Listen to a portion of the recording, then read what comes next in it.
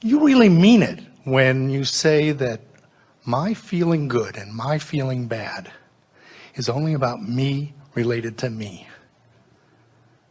You could use a lot of different excuses. People say, I'm sad because my lover left. And we say, no, you're not. No, I'm sad because my lover left. We say, no, you're not. I say, wait, I wasn't sad, my lover left. Now I'm sad. I'm sad because my lover left. And we say, no, you're sad because you're not in alignment with who you are, and you may be attributing into that, but you have control. You don't have control over whether your lover leaves, but you have control over the direction of your thought, and the way you feel is about the direction of your thought. You have the ability to focus in ways that you have not exercised. Too many people are dependent on the behavior of too many others, which you can't control.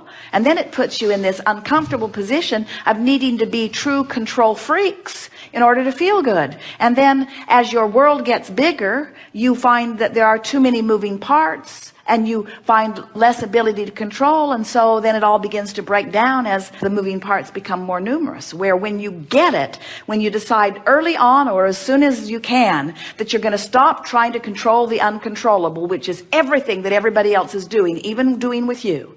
Stop trying to control the uncontrollable and control the only thing you can control, which is your relationship with your vortex. You'll be joyful, and then the cooperative components will come and match you, and you'll find all kinds of people in your life lovely to be with and play with, you see.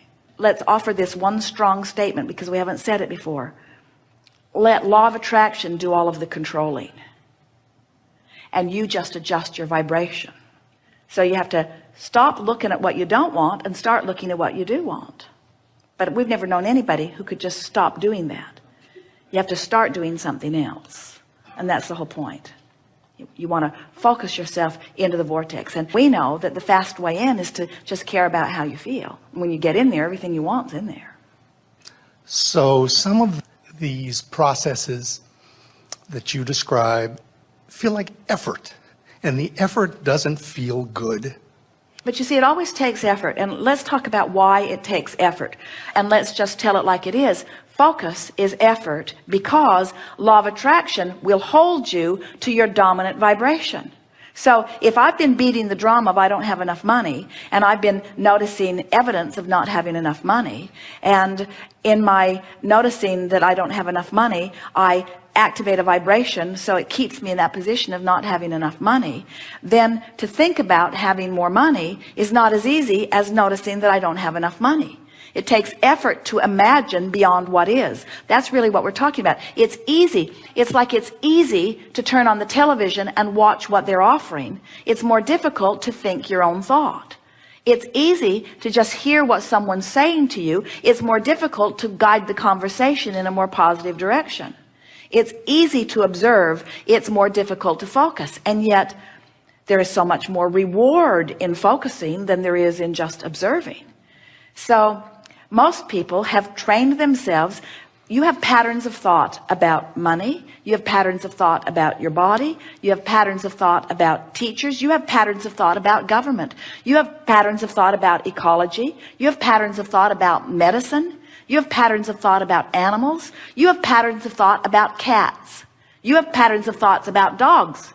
Some of you like dogs and don't like cats. Some of you like cats and don't like dogs. You have patterns of thoughts about all kinds of things.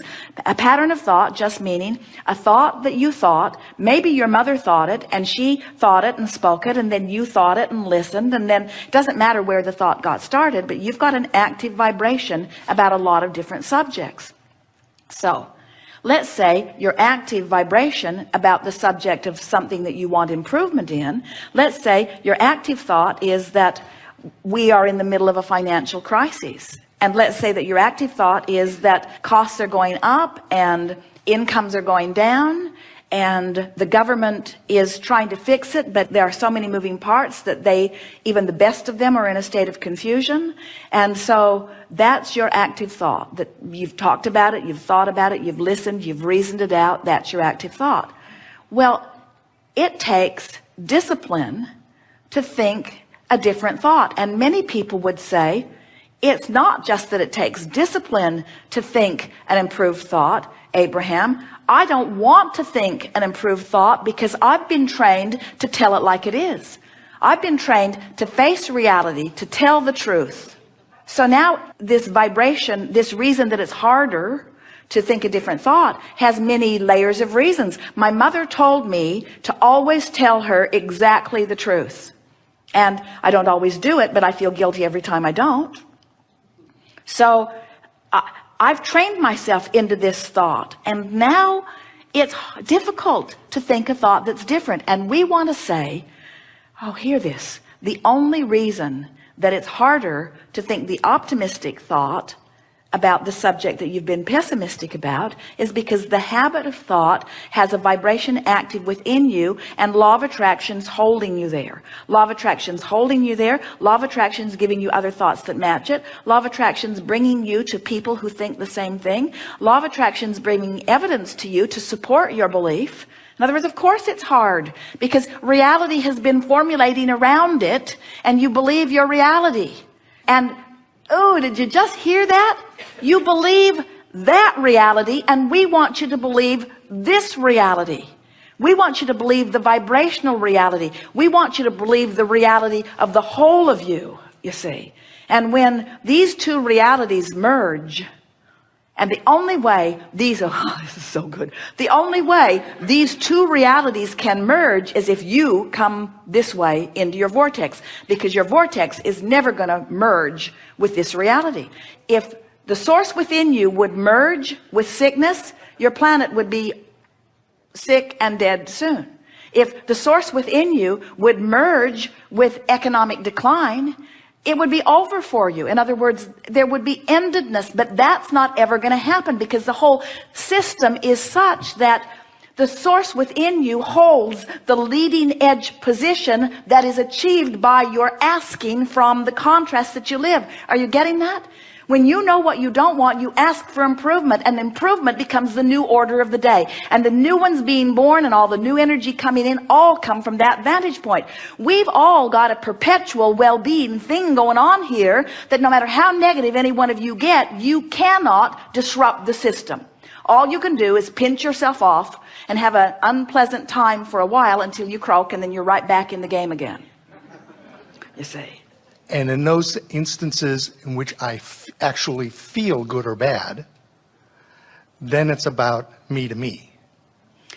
When you recognize how you feel, then you are taking responsibility for what's happening. In other words, when we first began expressing in this way, it was delightful to watch Esther, because when something really wonderful would happen, she would say, I did that. And when something not wonderful would happen, she would say, I did that. And there was something empowering about knowing that since she did it, she could do it a different way if she chooses to. But it's easy to forget because there are so many moving parts. It's so easy to give other people credit for the way they behave. That's sort of what feels logical to you, but it isn't logical, because the way they're behaving to you always matches your expectation. People will raise or lower to the level of your expectation. And that's why sometimes it's hard to focus yourself into a new place. As we say, you've been thinking that way, you've been getting feedback, which is why you think that way, so you get feedback, which is why you think that way, which is so you get feedback. It's just a spiral of attraction, you see. But only when you care about how you feel, so you start directing your thoughts based upon how they feel rather than upon the reality. Esther will say, Abraham, but it's true. Not so much anymore, but she tried it for a while. But Abraham, but it's true. You got to give me that. And we say, don't use the truth of something as your criteria for your focus, because there are all kinds of things that are true that you don't want to keep active in your vibration. There is a rampant active vibration around the world, and especially in your planet, that said times are financially hard. And as long as you keep beating that drum, the stuff that's queued up for you in your escrow, in your vibrational reality, will be slowed down, because your thinking that times are hard puts you in a place of disallowing them. Meanwhile, there are people who are accustomed to thriving in all times that are making out like bandits. And then you say, That's wrong. You're not supposed to thrive in this hard economy. We're all supposed to suffer in this suffering economy. We say, hear what you're saying. You want to praise success everywhere you see it. You want to praise thriving everywhere you see it. You want to tune yourself to thriving, not to failing, you see. You can tell by the way you feel how the source within you is looking at it. Source within you is not worried about this economy. And when you do, you feel bad. But you don't feel bad because you're worrying about the economy. You feel bad because you're separating yourself from source, who does not worry about the economy, and using worrying about the economy as your excuse to separate yourself from source. Starting to get this, aren't you? You're not ever going to look at the absence of something that you want and feel good. It's just that simple. You cannot look at lack and be in alignment with who you are. You cannot criticize and be in alignment with who you are. You cannot be mad at somebody and be in alignment with who you are. You cannot be afraid of anything and be in alignment with who you are. A battle against anything is a battle against you. Yes. That's the best way of saying it. A battle against anything is a battle against your alignment. That's it. That's it. That's the only thing you have to know. Oh, and think, while it's a little difficult to wrap your thoughts around this because it's not the way many of you have been thinking, we got to tell you, it's a whole lot easier than getting all those moving parts to line up. So let's see. So Iraq is a mess. And they weren't a mess before, but now they're a mess. And maybe it's our fault that they're a mess, but they had problems and we wanted to straighten them out, and now we've just made it worse. But now Iran, right next to Iraq, they've never gotten along with each other, and I don't really understand why they've not gotten along with each other. It goes really far back deep. They probably don't even really know what it is, but they're sort of pitted against one another, and now it looks like we're sort of going to be swept into that. And then Israel, I don't really understand what's going on over there. And then the Palestinians, I don't know whose land it really was to begin with, and I don't know why they want to live there when there's so many other places that they could live, and I don't know why this little piece of land is so important to them, and I don't know why we're also supportive of them and why we're not more supportive of that. I don't know how to get them talking to each other. It seems like if they could all just get along, but it doesn't look like they're going to get along, and we send emissaries over there and they don't seem to understand it. It's just too big, it goes too deep, and this is our 50th year of really trying to involve ourselves in it, and it is getting bigger and getting worse.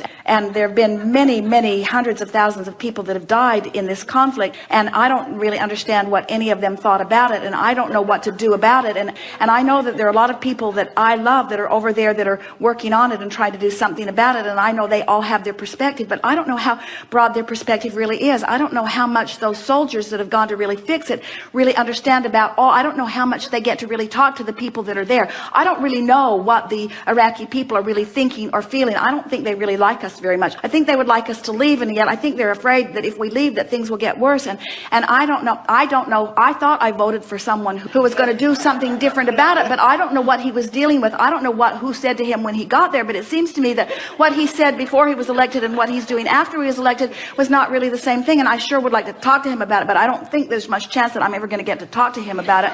I'm not even sure if he really has a clear idea of what to do about it, but there are just so many, and we say, just kill me now. How are you ever going to sort that all out? Now let's talk about Michael Jackson's death. So how are you going to sort that out? How are you going to sort that out? How could you ever sort that out? And really, don't you just want to go in the vortex? Don't you want to just leave them all to whatever they're creating and just go into? Now, here's what happens when you go into your vortex. When you see people afraid of bombs dropping on them, you ask for a world that is more peaceful. When you see children suffering, you ask for a better life for them. When you see intolerant people speaking only of one right way to live, you ask for a more diverse and understanding world. You have created something so magnificent in your vibrational reality, and all of your attention to all of that stuff that holds you apart from what you've created keeps you from being the whole being that you are, you see. Trying to control the uncontrollable keeps you outside of your vortex. And these simple processes of wanting to feel good and reaching for the thought that does, and reaching for the thought that does, and reaching for the thought that does until it does, and then holding to the thought that did feel good, and holding to it and holding to it until you have activated and trained yourself into that vibration, until you become a vibrational match to the better world that you are asking for. The better world cannot show itself to you